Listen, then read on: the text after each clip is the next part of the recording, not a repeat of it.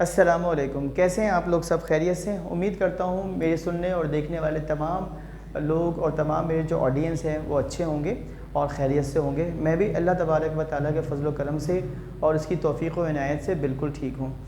आज हम second year mathematics में चैप्टर नंबर 7 एक्सरसाइज 7.3 में क्वेश्चन नंबर 8 को सॉल्व करने जा रहे हैं।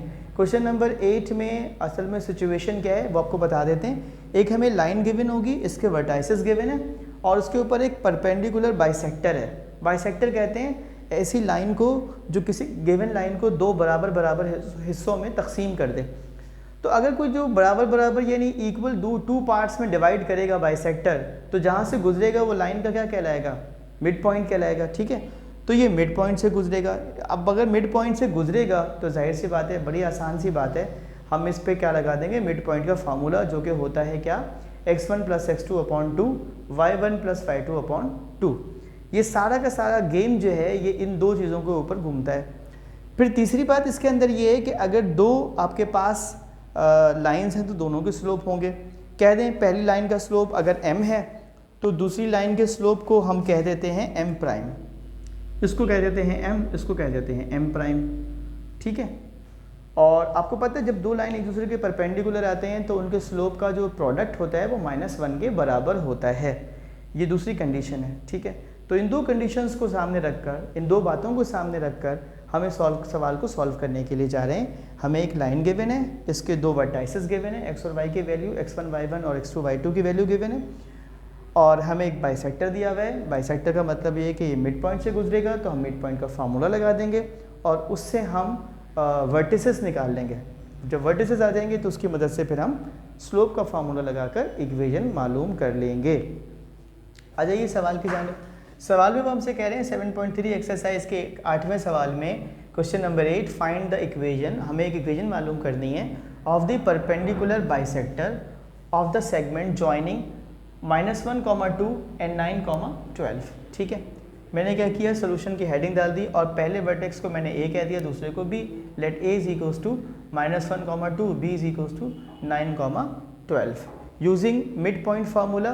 तो मैं अब इस मिड पॉइंट के लिए मिड के लिए m ही ले लेता हूँ, और मिड पॉइंट का अगर मुझे x और y निकालना हो, यानी अगर मुझे इस पॉइंट का x और y निकालना हो तो वो कैसे निकालूंगा? x1 + x2/2 y1 + y2/2। इसमें वैल्यूज़ डालूंगा मैं कहाँ से? x1 x2 y1 y2। -1 + 9 8 हो जाता है, 8 / 2 4 हो जाएगा, 2 + 12 14 हो जाएगा, डिवाइडेड बाई 2 7 हो जाएगा। तो मिड पॉइंट के आपके वर्टेक्स आ जाएंगे 4, 7। अब स्लोप जो है लाइन का वो क्या था? वो ए बी की, जो ए बी हमने लाइन ली है, इसका स्लोप किसके बराबर था? वो था y2 - y1 x2 - x1। Values रखी 12 - 2/9 + 1, यानी कि m आ गया आपके पास 1। कंडीशन हमें यूज़ करनी है कौन सी? परपेंडिकुलर की।